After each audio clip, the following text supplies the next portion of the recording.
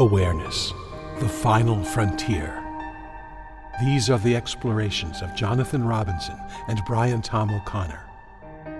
Their continuing mission, to discover fresh new paths to the mystery within, to seek out new joys and new methods of awakening, to boldly go into the heart of expanded consciousness. This is Awareness Explorers.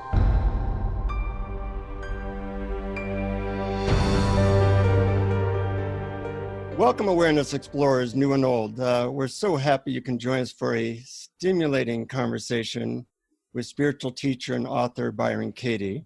I'm Jonathan Robinson, and I'm here with my co-host, Brian Tom O'Connor.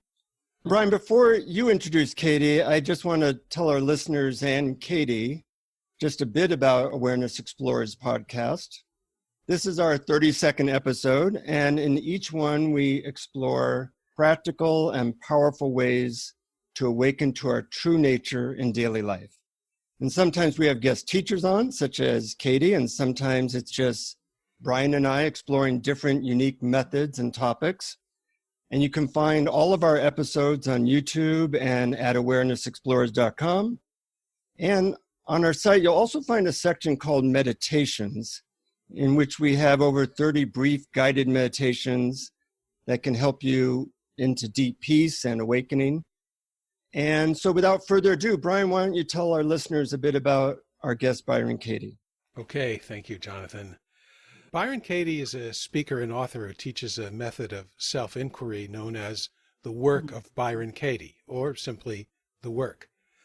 And around 30 years ago, she was a mess, suffering from depression, agoraphobia, overeating, and addiction to codeine and alcohol. And she checked herself into a woman's counseling center where she experienced a sudden awakening, during which, in her words, I discovered that when I believed my thoughts, I suffered, but that when I didn't believe them, I didn't suffer, and that this is true for every human being. And this epiphany led her to create the Work, which is her process of 4 questions and a turnaround. And Katie is also the author of several gorgeous books, including Loving What Is, 1,000 Names for Joy, and A Mind at Home with Itself. So thank you so much for coming on the show. Oh, thank you for the invitation, Brian. We're very honored to have you, Katie. Thank you, Jonathan. I want to begin with a question about what you call the Work, the 4 questions and the turnaround. For the few listeners not familiar with your work, I'm wondering if you could say what you're trying to do or accomplish by having people ask themselves these 4 questions during their lives. Oh, my goodness. Freedom from suffering and a way of experiencing what matters on the other side, what is obvious, what is given, what is lovely, what is beautiful, what is beyond the description of anything I just put description on awareness. So the Work is a way of identifying the thoughts that cause all of our suffering and a way of questioning those thoughts. And if we look, for example, to Buddhism's 4 Noble Truths, as I understand it, the first one is there is suffering in the world, discontent. And any of my events, when I ask people, is there anyone here that has never suffered or experienced discontent, no one raises their hand. So it's what we all seem to have in common. So the second one is there is a cause of the suffering, a cause for the suffering. And what I discovered on the floor in that experience of being shown, it's that mind is the cause of all suffering. You know, the ego, we could say. And for me, what I was thinking and believing all my life was the cause of my suffering. So then the 4th Noble Truth is that there is a way out of this suffering.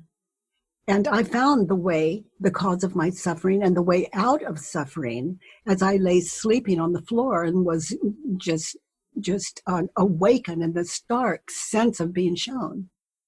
And then the fourth noble truth is, I'm summing it up. It's here's how. And that has been known as Buddhism. And we have all these beautiful religion and ways and everything, how.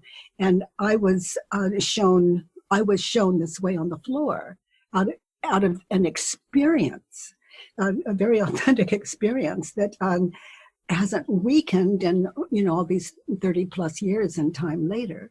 So what is the cause of suffering?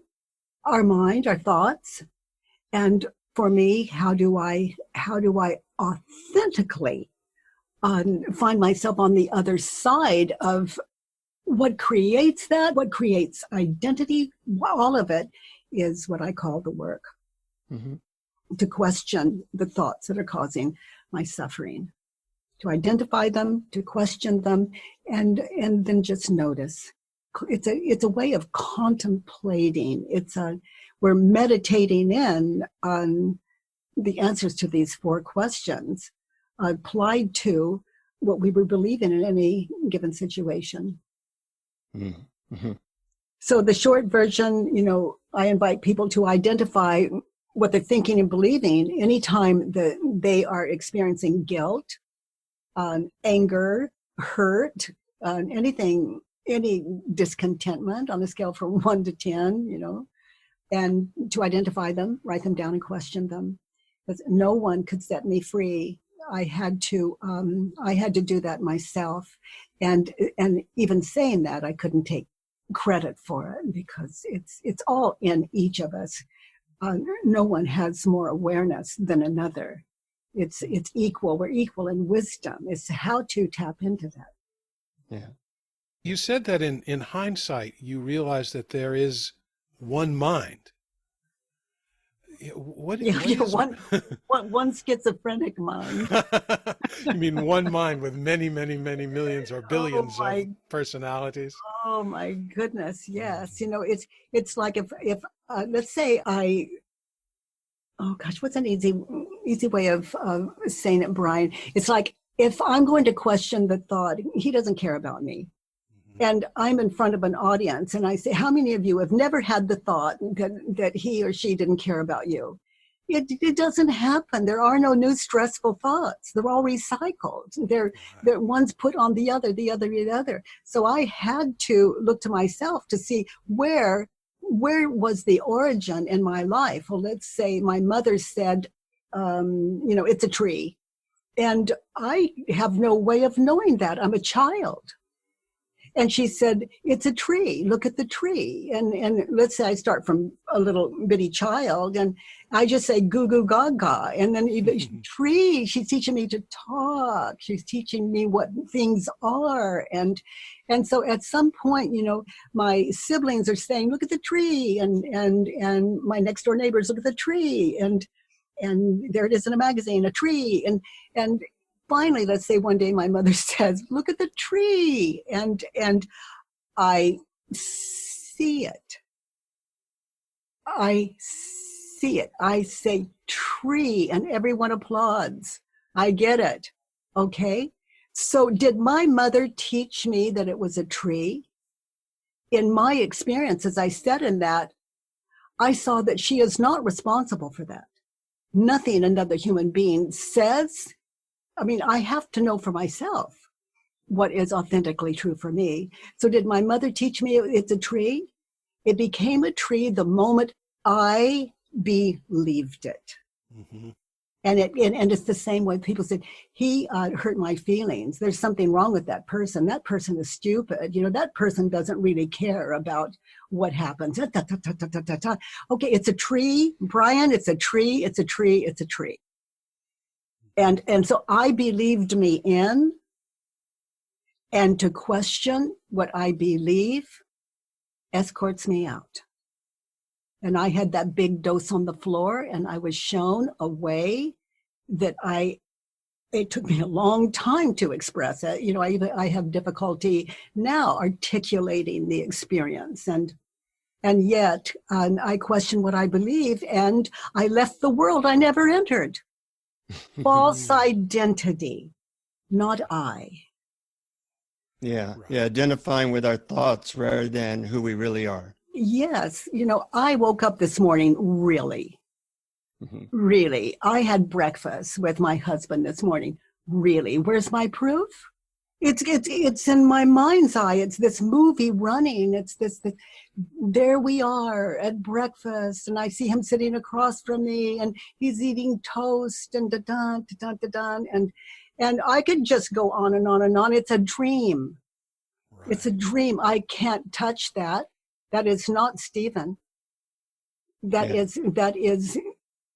is the illusion. So I am one that invites the world to question everything and have an amazing life. Because that past that I just described, that past breakfast this morning with Stephen, it could be a horrendous nightmare. I could be a veteran in the Air Forces, and it's not just sitting across from my spouse at breakfast. It's horrendous, and that is suffering. It's replayed, and that's what drugs are about, and everything is about. How does this nightmare end? So Yeah. I invite, with, for example, moving to PTSD like that, it's like for people to go into the center of the terror, the trauma, into the center of the trauma. Identify what you were thinking and believing, or just thinking in the eye of that traumatic experience. Put it on paper, and then have the courage to sit in yourself and question now the thoughts you were believing then. Mm-hmm. And the Yeah. process is always free on byronkatie.com. You don't sign up for something. There's no door in your way of downloading a worksheet that assists people to write those thoughts down and actually how to do the work. I want to ask you about one of the questions, which is the question number 4. Who would you be without that thought? And I've done some of the work. I've valued it very much. And I'm wondering, how do you keep that answer to that question from being repetitive or rote? Is it supposed to be like a brief visualization or meditation? Because sometimes I just say, oh, I'd be curious, I'd be free, but that doesn't get... It takes a more depth. We have to really contemplate the questions. And as we get still in the questions, we're shown. And for example, Stephen, let's say hypothetically, he walked into breakfast this morning, and he said, "Good morning, honey." And he's in this great mood. And I look at him and I give him the look, because he knows what he did yesterday. And now he's pretending he doesn't. He's pretending everything is okay. Well, I'm not buying it, and I'm not going to be fooled that way. Just in case he needs a little reminder, here I am. Okay. So now let's say, Brian, in answer to your question, I treat him that way. And it can be everything from a minor way of looking, an attitude, looking at that person, or an attitude, or an explosiveness. It doesn't matter. We feel guilt afterward. Okay, so that's a first sign that we're really off. Guilt is like a temple bell that reminds us we've got a little work to do. Yeah. But now, here's my question to you, and for some of your listeners might be easy, might be difficult, but anyway, something to consider. Stephen walks in and says, "Good morning, honey," and I treat him in such a manner. Okay, from mild to dramatic. Am I punishing?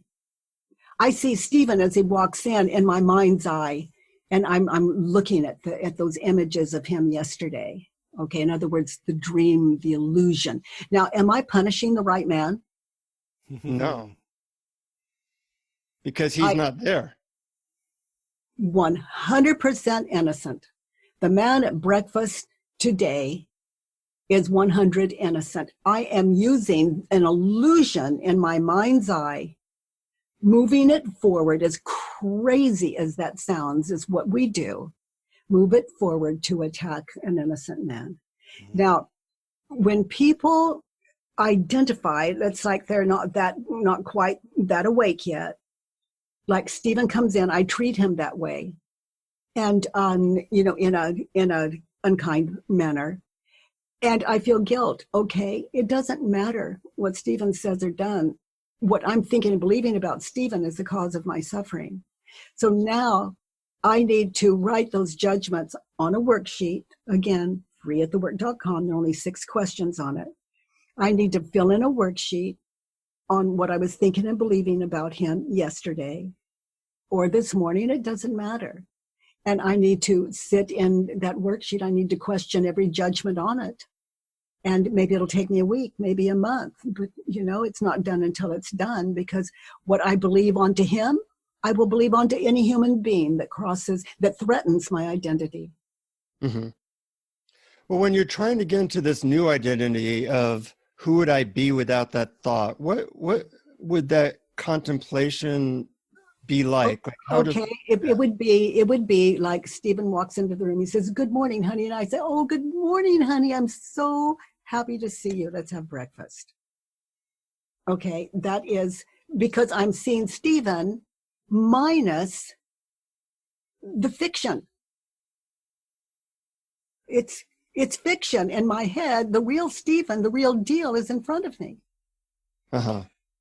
So instead of direct experience, you would have been experiencing your thoughts about Stephen instead of the way things are right now in this moment. And it's the thoughts about him that creates the suffering. Is that right?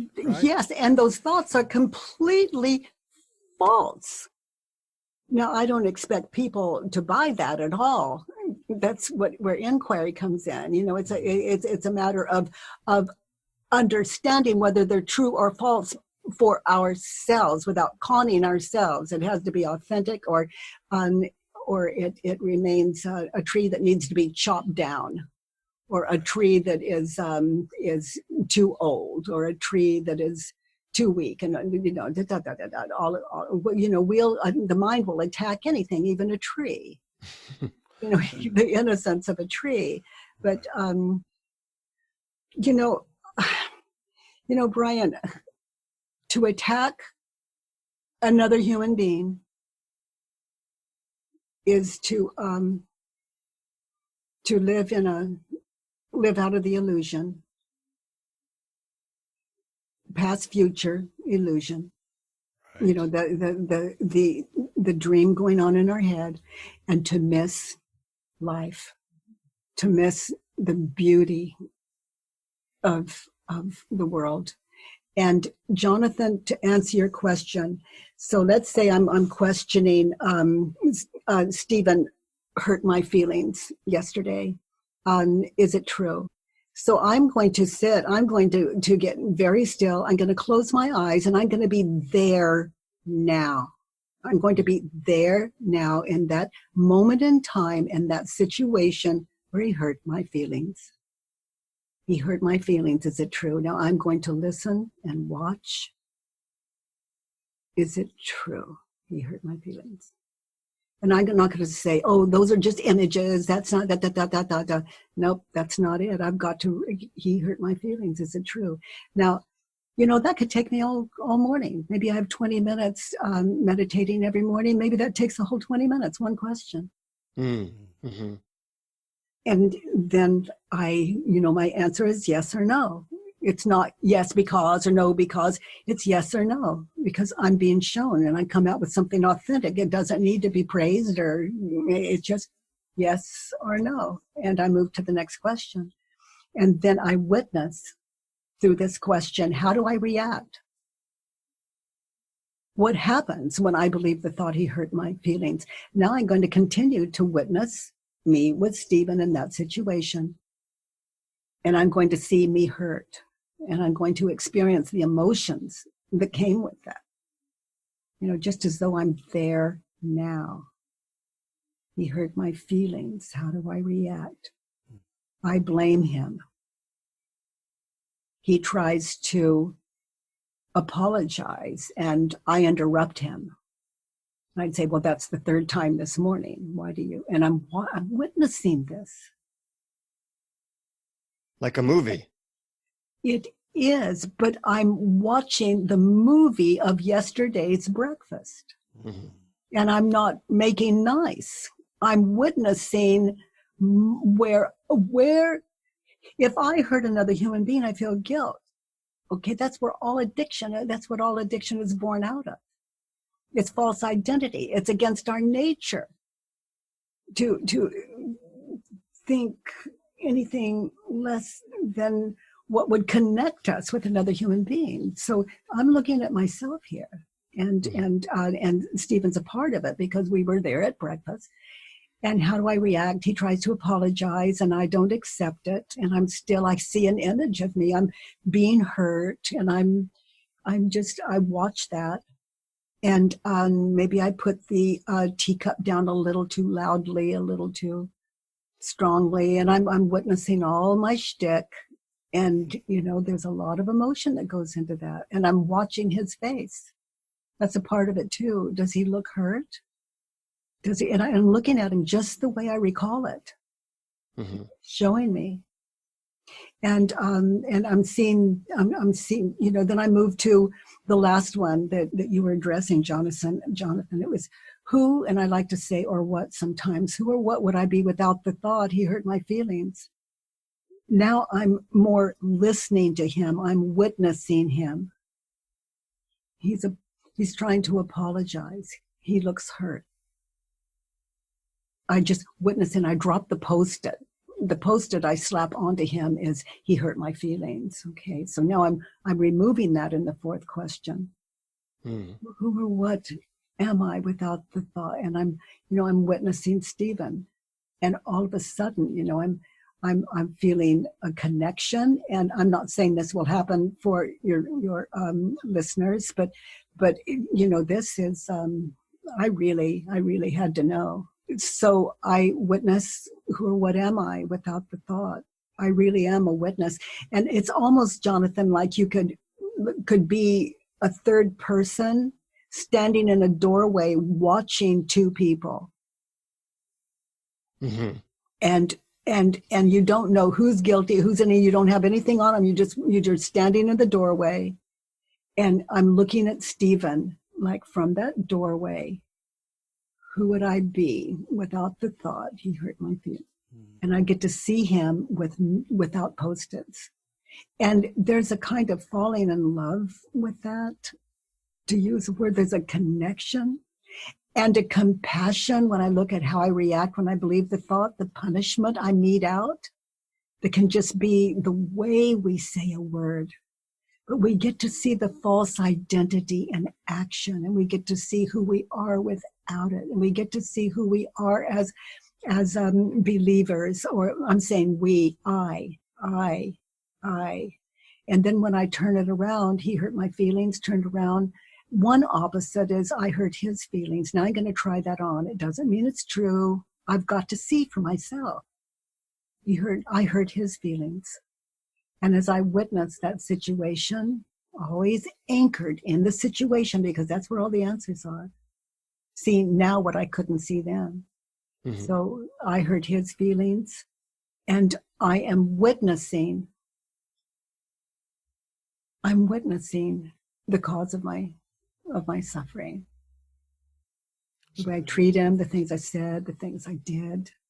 And then he hurt my feelings. And another turnaround I might want to try on is like trying on a pair of shoes you just love, but you don't want to walk out of the shoe store if they don't fit really, they don't fit. So we just try them on. So he hurt my feelings, I hurt my feelings. And then I just sit in that. And, he could hurt my feelings a 1,000 times. Am I hurting my feelings? And yes, as it turns out, I was the only one, ultimately, from what I can see. And I'm open to being shown other things, but as far as I can see, the real deal, I hurt my feelings. And what I was thinking and believing about Stephen, that's how I hurt my feelings. So now at breakfast the next morning, I can sit with Stephen and say, yesterday, honey, our discussion, I hurt your feelings, and you were trying to apologize. And now I see it wasn't even necessary, and how temperamental I can be and how fragile I can be. And I apologize for that. And the way I hurt your feelings now, that I apologize. And I'm going to try to do better. I don't want to hurt you. I don't want to hurt anyone. So the next time you feel like I'm hurting your feelings, remind me, point it out to me, so that maybe that will stop you. Maybe that will stop me. I can't promise it'll stop me, but maybe, I'll be more mindful.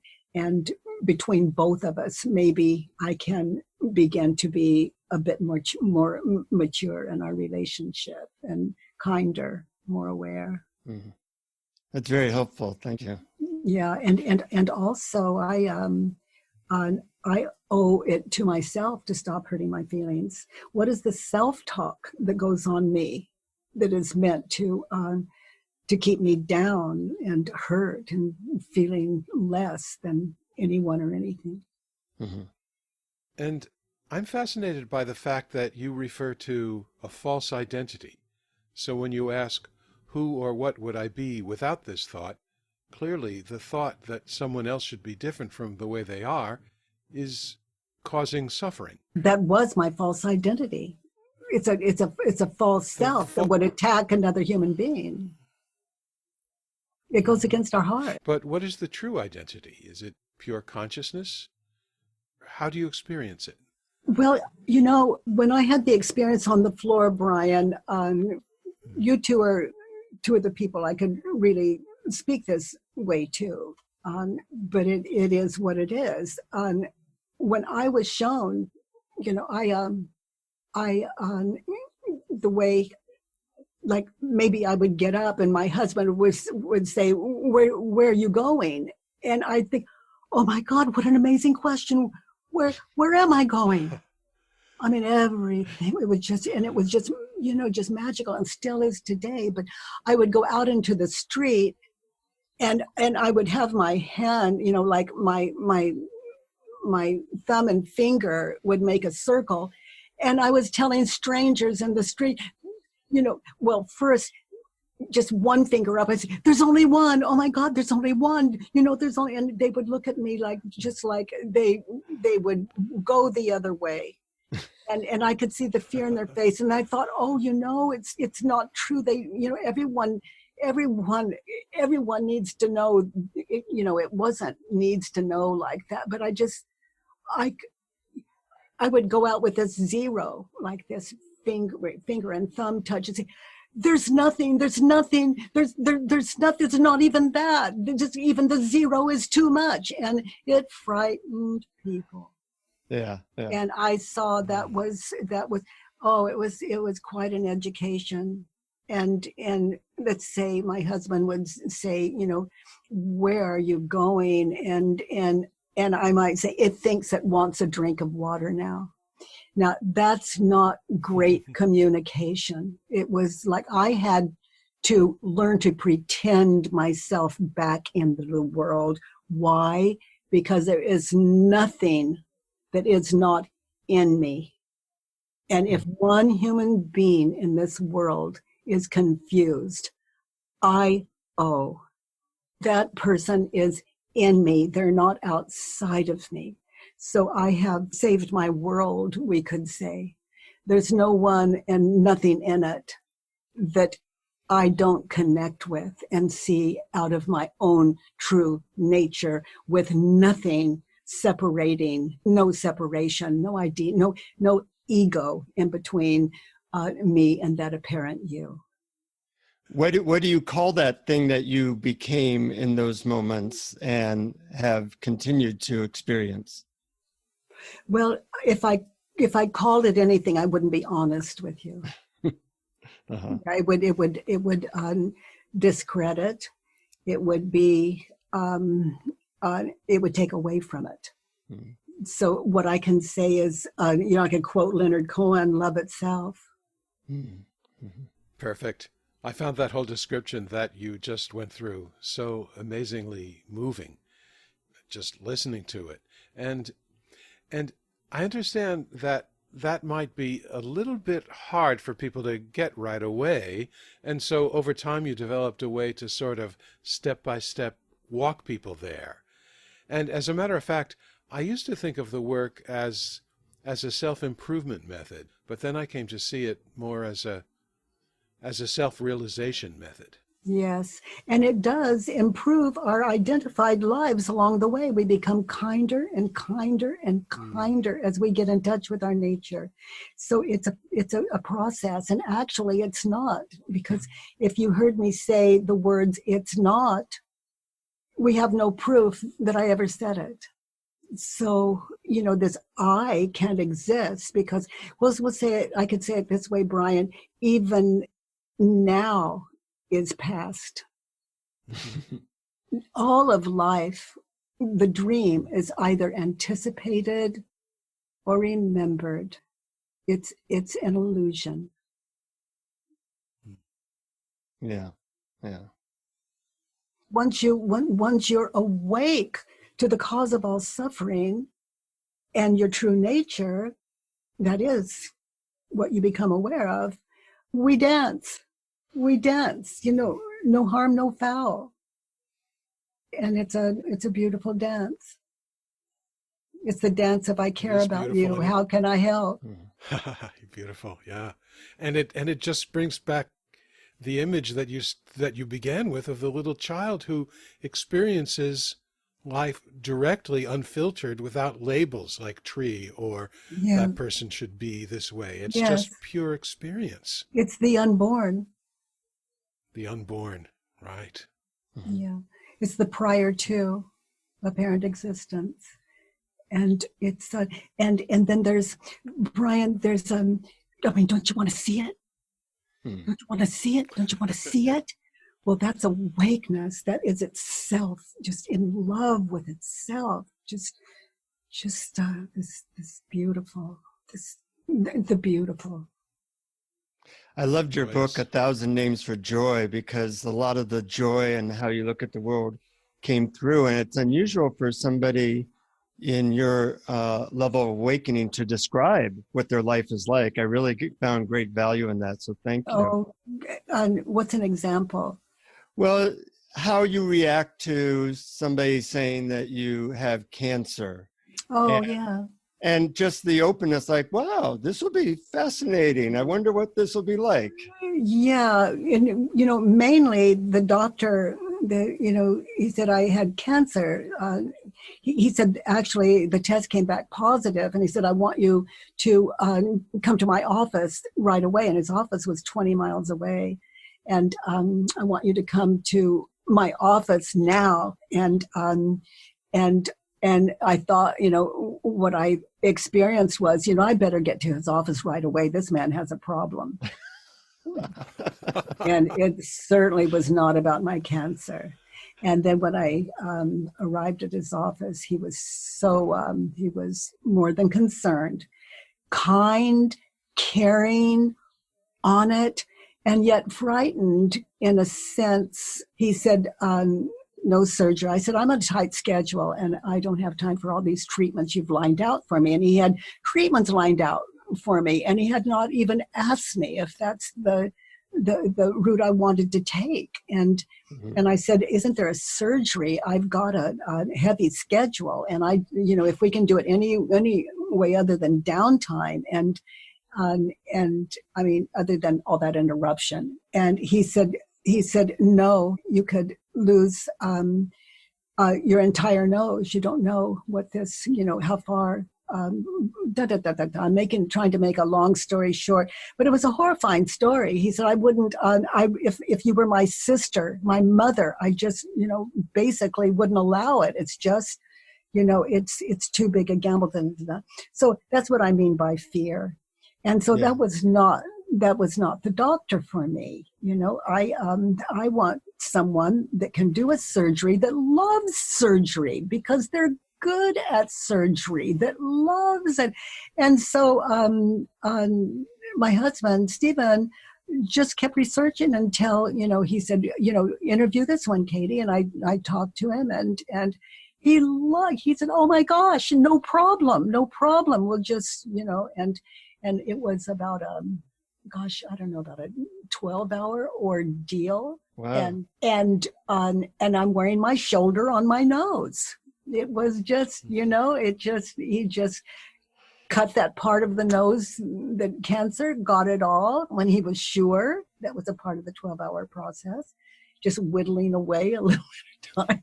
And then he knew how to take a chunk of my shoulder, remold it, and I walk out and keep my schedule. I love how your concern was with your doctor's upset rather than your cancer. That's a rather unusual experience and a good lesson. Yeah, and I love sharing things like that because as well, because there are no problems. Yeah. In this dimension, they're all imagined, and so to understand that is the path to compassion. Mm-hmm. Yeah, I'm really into methods, and that's one of the things I like about the work. And one of the methods that you created, which you don't talk about much, but it's really impacted me, is the method I call I am willing to, or I am looking forward to. Yeah, it's the last question on the worksheet. What is it about that experience with this cancer doctor? What is it about that experience I never want to experience again? Yeah. On with my doctor, or the experience I never want to experience again. See, I don't ever want to see a doctor so frightened. And then when we turn it around, I'm willing. That it's number 6 on the worksheet for those of you that aren't aware of it. And I'm willing to be with a doctor that is frightened. I look forward to being with a doctor that's frightened because it's what I'm thinking and believing about the doctor that would have been the cause of any suffering I experienced. But as it turned out, compassion.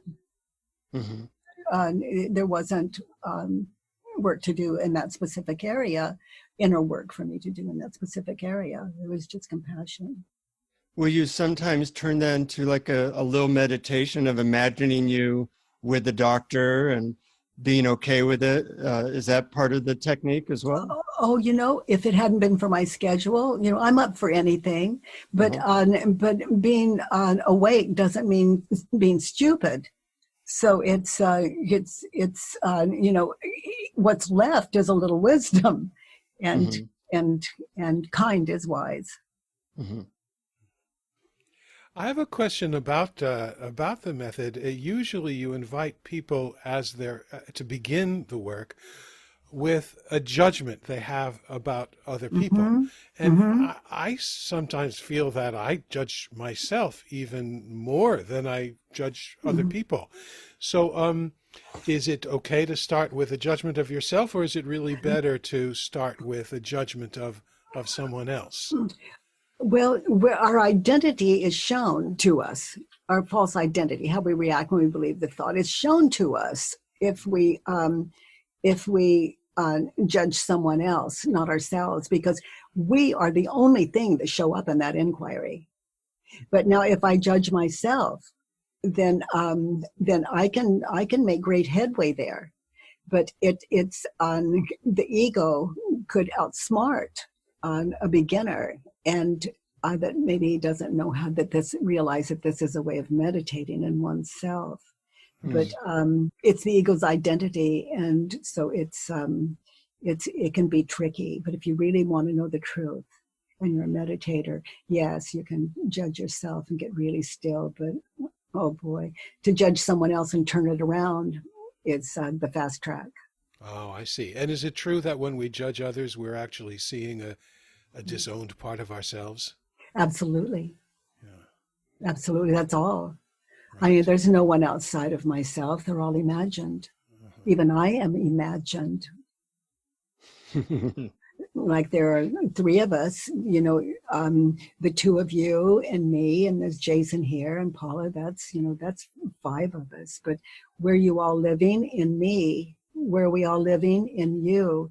Because each of you is who I believe you to be. You can never be more or less. So you are in me. and there are 5 different Byron Katies in this conversation, and so there's something way off of that. Once we understand our true nature, that's how the feel levels. You know, a lot of the work can seem kind of cognitive, especially when people begin it. Do you ever recommend more directly going into awareness or energetically opening in different ways that might help people to disidentify with their thought?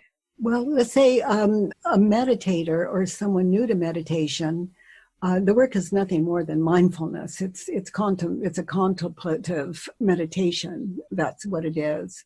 So, but someone new to it, to just sit and maybe go to some great teachers and learn how to sit and get still.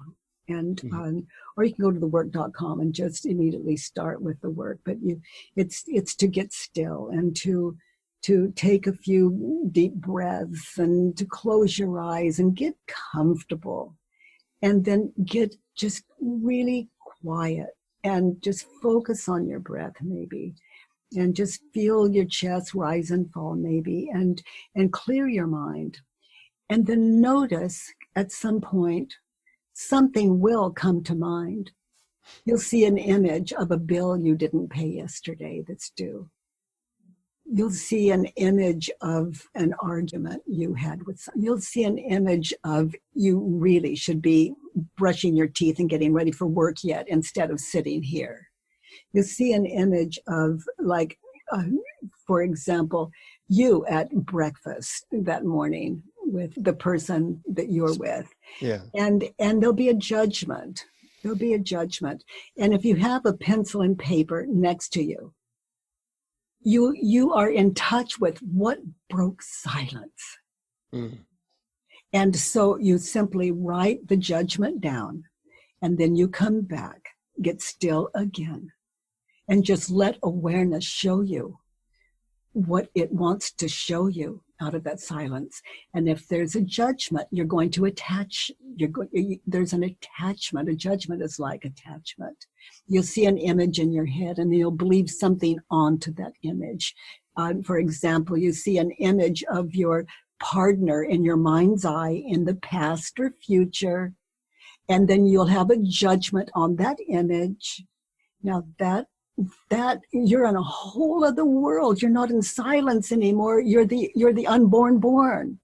And so you write that judgment on paper.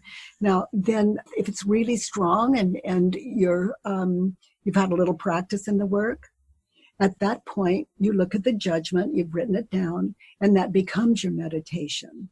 Like, he doesn't care about me. Or maybe you see the image, the world coming to an end. You see you see this the climate change at its very worst. The end, or you're in a political judgment on someone or some political figure. It doesn't matter. There's a judgment there, and so once you have that, you can fill in an entire worksheet on what you're thinking and believing in that situation as you were sitting. And then just take one belief at a time. There's a one belief at a time worksheet that will support someone new to the work all the way through one judgment. And so that allows everyone sitting in this practice, all meditators and those of people just beginning to get still, to learn to get still. It will take you all the way through your mind, the cause of your suffering, show it to you, and bring you through the other side. But every question, every turnaround is nothing more than just understanding how to get still and sit in yourself and to let awareness show you. Beautiful. Beautiful. Yes, I closed my eyes and followed along with that. So that could probably serve as our guided meditation for the episode. Good, Brian. I was telling some friends I would be talking to you, and they all wanted to know the answer to this question. It was interesting. And a lot of them were thinking, how do you, if you don't believe your story, how do you get your needs met? Or how do you get stuff done? You know, because part of the work is that you don't necessarily know what's best, so you're not trying to push something. But well, you're always shown a kinder way. Like it's all built into the worksheet. It's checkmate, that worksheet. The second question on the worksheet is, in that situation, what do you want? And then you fill it in. And then the third question on the worksheet is advice. To get what you want in that situation, what advice would you offer that person? Well, let's say Stephen at breakfast, you know, he hurt my feelings. Give him advice. He should stop before he speaks out. He should get still. He should realize that he's hurting my feelings. Okay, and then the fourth one on the worksheet is to be happy in that situation. It'll say it was Stephen at breakfast. To be happy in that situation, what do I need from Stephen to be happy? And what do I need him to say or do or give me? So we have to contemplate to be happy, to be happy, to go from hurt to happy. What do I need? So you can see, what do I want? What advice would I offer? I mean, this takes a very still, focused mind just to fill in those things. So I question them, each one by one. You could take one daily if you're a meditator, and this is meditation, so everyone that does the work become meditators. But the want turned around to myself and to Stephen in that situation at breakfast on the worksheet, that becomes how to have a calm breakfast. And what do I need to be happy? When I turn around what I wrote on the worksheet, well, that's what I need to be happy with Stephen at breakfast. And what advice would I offer him turned around? Well, that's advice to myself. And so there's a way of living that taught me how to come back into this apparent world as not I. And from that clarity, you're still, people are worried that if they drop their story, they wouldn't get anything done. Then they need to move on to the turnarounds, 4 questions and turnarounds, because the turnarounds, you know, Stephen hurt my feelings, around I hurt Stephen's feelings. Well, that will give me life. And what other people have I said or done things that have hurt their feelings? And where am I hurting my feelings? Every one of these questioned and turned around will give people a full life of service. So the clarity that comes from dropping these beliefs or from turning them around actually will allow what to do to seem to appear naturally. Oh, absolutely. Natural to our nature. And because I can't wait for the world to change for me to be free. I had to do that myself and take responsibility for what I am thinking and believing. And thoughts, you know, we don't do them on purpose. They're served up. So we don't, all we need to do from my experience is just identify them. They come up as needed. Like, there's something wrong with him. Did you get my attitude? How do I react? What happens when I believe the thought that there's something wrong with him? Well, you know, sitting the next day in stillness, I get to experience that attitude. You know, what am I trying to do? Make that true? Yeah. Well, it doesn't work. So I think I'll tell 10 friends about what he did and his, you know, blah, blah, blah, blah, blah. It's just, we just, the ego does not sleep. It doesn't sleep. The moment it sleeps, how, you know, if it goes to sleep, how could it continue to identify its object? Can you imagine mind being so powerful that it would literally believe itself as object? That's quite a trick. So it's what we're dealing with, a secondary power. But it's not evil. It's not bad.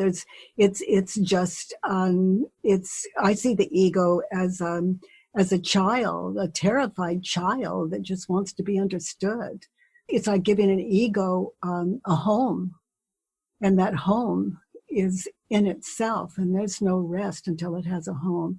But we're at war with the ego, and war is the cause of, it's the war with reality we're really dealing with. And we're going to lose that, because that reality is with a big R. Your statement, when you argue with reality, you lose, but just 100% of the time, is one of my favorite statements. Yeah. It always makes me smile, because I do argue with reality a fair amount, and then I'm doing. And also, war is war by any name. Mm-hmm. Mm-hmm. Yeah. And also, I love sharing people to contemplate that defense is the first act of war.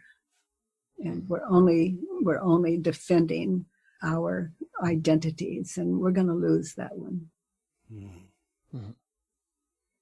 One of the things I've gotten from our conversation today is how important it is to use the work. And by the way, for our listeners, people can download all of Katie's stuff on thework.com, and it's all available there. And it's a great service that you make that all available. So thank you. And there's no charge. It's free. How to do the work is free. We all have freedom is our birthright. We all have a right to that, and we all have the capacity. Mm-hmm. But I got how really taking the work as a deep contemplation meditation is what's going to probably have the most impact on us. Is there value to, I'm driving and somebody cuts me off and trying to do the work in my head? Is that a useful thing to do as well? Well, that becomes automatic.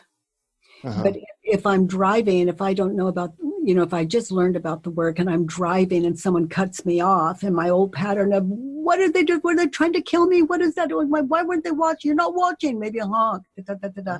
Well, just notice, notice the emotions that went with that. Just notice the images of the past, because the event is over. I mean, what kind of state of grace is that? So, but that remembering even a nanosecond prior is, what's the matter with him? He could have killed me. What would that have done? I got to get it. So, as though it weren't bad enough, I think I'll bring it back.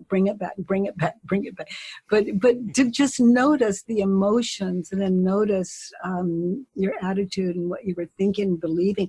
These are all clues to how you react when you believe the thought, and the thoughts that you were thinking then you identify. And so just eventually you notice you're out of control on a scale from 1 to 10, from very slight to major. You begin to notice, and you just think, oh God, that's a good one to work on tomorrow. And to sit down and go back to that situation then. Identify what you were thinking and believing then in that situation, and you've seen the cause of your fear, the cause of your upset, because it could never be the car that cut you off. That's not ever going to happen. The cause of suffering is, just who would you be without the thought, he cut me off? My goodness, you just meditate in there, and it's so beautiful. Well, we're starting to run out of time. Brian, do you have anything you want to add, or Katie as well? The only thing I would like to add is that I just love you. I just love talking to you. I just had this great feeling during this. It's just of an amazing opening and love. Brian, it's great. So I'm grateful. Thank you. Oh, honey, you are just. I so appreciate the two of you and what you bring. You just never give up. You're just there for us. I'll share for our listeners a little story. When I first met you at Wisdom 2.0 conference, you were very open with people asking you questions. At one point I said, what I really want is to just look in your eyes for about 15 seconds quietly. And is that okay? And you said, oh, I thought you'd never ask. And it is a real joy to just be with you and the love that you emanate. So no, thank you, Jonathan. Thank you. Gosh, that is so dear for two people to meet and just be able freely to just really look, really look, just really look, and two courageous people standing together, that comfortable together, just because one asked, the other could give. And the one giving is the one that received. You know, if looking into your eyes, I get what I get, and it's always beautiful. My goodness, you know, this experience when I on the floor, it stood, it walked for no reason. It just stood. It walked into a bathroom, stood in front of a mirror, and it looked into its own eyes, and something happened, Jonathan, that was the indescribable. It's as though there was a kind of join of am and am not that allowed this awakeness to live in this apparent dream and love out of its just experience out of its nature. I mean, how beautiful is that? Yeah. That's beautiful. Well, anything you want to know or let our listeners know about getting access to the work? We mentioned thework.com. Anything else? Well, you know, it's always free. And if they forget that, it's byronkatie.com. Either one gets you there. And I have events coming up in Amsterdam and Stockholm and Cologne and Omega in New York, the end of June. And then there's a 9-day school in Germany in July, and then there's one coming up here in the States in California in November. And you know, no one has to remember these. They're on byronkatie.com, and in the meantime, no one has to do those events. No one has to. It's free on thework.com. The way to your own heart, and also you do something about that we're not the body or something. I call it the nobody. Nobody, yeah. It's hardcore, full-blown non-duality, and it's not for everyone. Or it's for no one. I know, that sounds like that's for me, but maybe you're right, Jonathan. Maybe it is for no one. Well, that's who else could attend? Yes. Well, we're very honored by your presence. I know our listeners are as well. And we thank you and Jason, everybody setting this up. And God bless what you're doing in the world. Thank you. And you too as well. Thank you. Bye. And thank you for listening. And feel free to check out our other episodes at awarenessexplorers.com and our meditations there. Of course, everything's free. We take donations if you don't know what to do with your money. But the most important thing is surround yourself with methods and people and inspiration that helps you to awaken. Till next time, take care. And for our listeners, we usually say keep exploring, but I'm going to just say really look.